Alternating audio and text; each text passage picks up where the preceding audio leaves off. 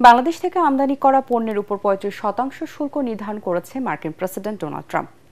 আগামী ১ আগস্ট থেকে কার্যকর হবে এই শুল্ক।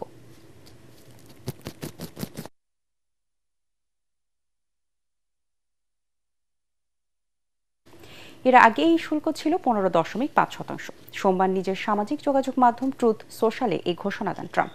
সেই সাথে প্রধান উপদেষ্টা ডক্টর মোহাম্মদ ইউনূসকে শুল্ক সংক্রান্ত লেখা একটি চিঠি ট্রুথ সোশ্যালে শেয়ার করেন তিনি। এদিন বাংলাদেশের পাশাপাশি দক্ষিণ কোরিয়া ও জাপান সহ মোট ১৪ দেশের উপর নতুন করে শুল্ক হার নির্ধারণের ঘোষণা দেওয়া হয়। এর মধ্যে মিয়ানমার ও লাওসে ৪০, কম্বোডিয়া ও থাইল্যান্ডে ৩৬, সার্বিয়ায় ৩৫, ইন্দোনেশিয়ায় ৩২, দক্ষিণ আফ্রিকার ৩০% শুল্ক নির্ধারণ করা হয়েছে।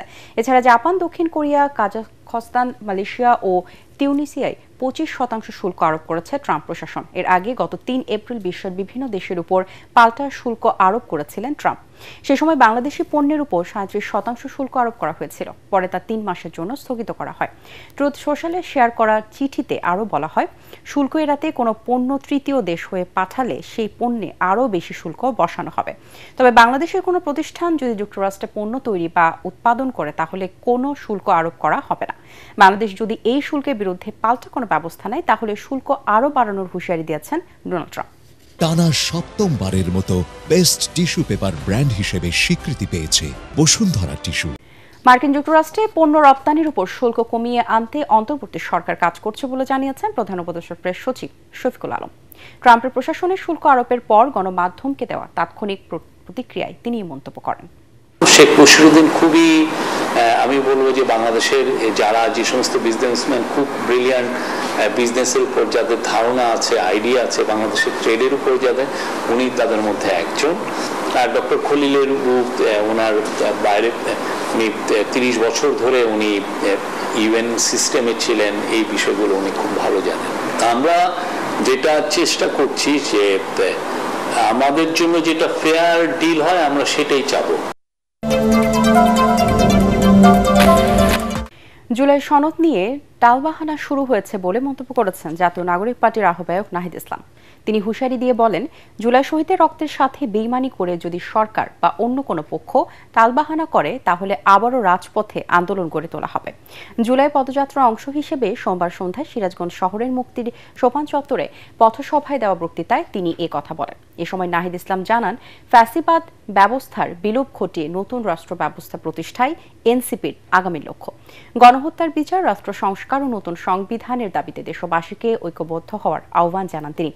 এই পদযাত্রায় জাতীয় নাগরিক পার্টির মুখ্য সমন্বয়ক নাসির উদ্দিন পাটোয়ারি, সিনিয়র যুগ্ম সদস্য সচিব ডক্টর তাসনিম জারা, যুগ্ম সদস্য সচিব মাহিন সরকার, উত্তরাঞ্চলের মুখ্য সংগঠক সার্জিস আলম সহ কেন্দ্রীয় ও স্থানীয় নেতৃবৃন্দ উপস্থিত ছিলেন। মাসব্যাপী জুলাই পদযাত্রার অংশ হিসেবে আজ কুষ্টিয়া ও মেহেরপুর সফর করবেন এনসিপি নেতৃবৃন্দ। বাংলার আকাশে সংকট ঘনীভূত হচ্ছে। এই সংকটের বিরুদ্ধে লড়াইয়ের জন্য আমাদের ঐক্যবদ্ধ হওয়ার কোনো বিকল্প নাই। শহীদদের যে আত্মত্যাগ, তারা যে স্বপ্ন নিয়ে আত্মত্যাগ করেছেন, সেই শহীদের আত্মত্যাগের প্রতি সম্মান জানিয়ে, তার স্বপ্নের প্রতি সম্মান জানিয়ে তাদের স্বপ্নগুলোকে বাস্তবায়ন করা। ফ্যাসিবাদী ব্যবস্থা বিলোপের যে লড়াই, সেই লড়াইকে এগিয়ে নিয়ে যেতে হবে। বিচার সংস্কার, নতুন সংবিধানের দাবিতেও আমাদের সকলকে ঐক্যবদ্ধ হতে হবে। কক্সবাজারে সাগরে গোসল করতে নেমে চট্টগ্রাম বিশ্ববিদ্যালয়ের এক শিক্ষার্থীর মৃত্যু হয়েছে। এই ঘটনায় আরও 2 শিক্ষার্থী নিখোঁজ রয়েছে। সকালে হিমছড়ি পয়েন্টে এই ঘটনা ঘটে। তারা সবাই চট্টগ্রাম বিশ্ববিদ্যালয়ের ডেভেলপমেন্ট স্টাডিজ বিভাগের শিক্ষার্থী। বিষয়টি নিশ্চিত করেছেন হিমছড়ি পুলিশ ফাঁড়ির ইনচার্জ SI সুমনাথ বসু। তিনি জানান, 3 পর্যটক গোসলে নেমে নিখোঁজ হয়। সেখান থেকে একজনের মরদেহ উদ্ধার করা হয়েছে, তার পরিচয় শনাক্ত করা যায়নি।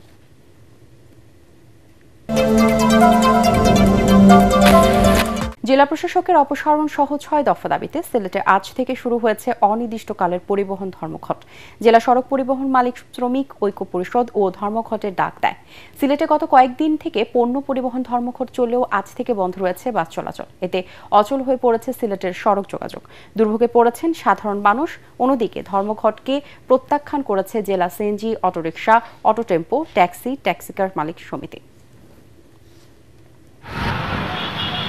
8 জুলাই ভোর 6টা থেকে অনির্দিষ্টকালের জন্য গণপরিবহন বন্ধ থাকবে। শরীয়তপুরের জাজিরায় পদ্মা সেতু প্রকল্প রক্ষা বাঁধে ভাঙন দেখা দিয়েছে। এতে বসতবাড়ি ও ব্যবসা প্রতিষ্ঠান সহ অন্তত 10টি স্থাপনা নদীতে বিলীন হয়ে গেছে। দ্রুত ভাঙন প্রতিরোধ করা না গেলে রাস্তাঘাট, হাটবাজার সহ শতাধিক ঘরবাড়ি নদীগর্ভে বিলীন হওয়ার আশঙ্কা দেখা দিয়েছে। গত বছর নাওডোবা ইউনিয়নের মাঝের ঘাট এলাকার পদ্মা সেতু প্রকল্পের কনস্ট্রাকশন ইয়ার্ড বাঁধের 100 মিটার নদীগর্ভে বিলীন হয়ে যায়। এবছর ওই অংশে বাঁধ মেরামতের কাজ শুরু হলেও গত মাসে আবারও 250 মিটার বাঁধ নদীতে তলিয়ে যায়। সেই অংশ মেরামতের আগেই সোমবার নদী রক্ষা বাঁধে নতুন করে ভাঙন দেখা দিয়েছে।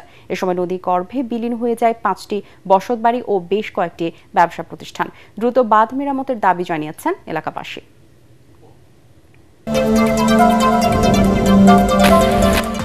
খেলার খবর, নিজেদের সেরাটা দিয়ে শ্রীলঙ্কার বিপক্ষে ওয়ানডে সিরিজে জিততে চায় বাংলাদেশ। পাল্লে খেলেতে সিরিজের শেষ ম্যাচে মুখোমুখি হওয়ার আগে সংবাদ সম্মেলনে এমনটা বলেন ব্যাটার তানজিদ হাসান তামিম। এ সময় লঙ্কান ব্যাটিং কোচ তিরিনা কান্দাম্বি জানান, টাইগার স্পিন অ্যাটাক সামলানোটাই তাদের জন্য চ্যালেঞ্জ। বিকেল 3টায় মাঠে নামবে দুদল।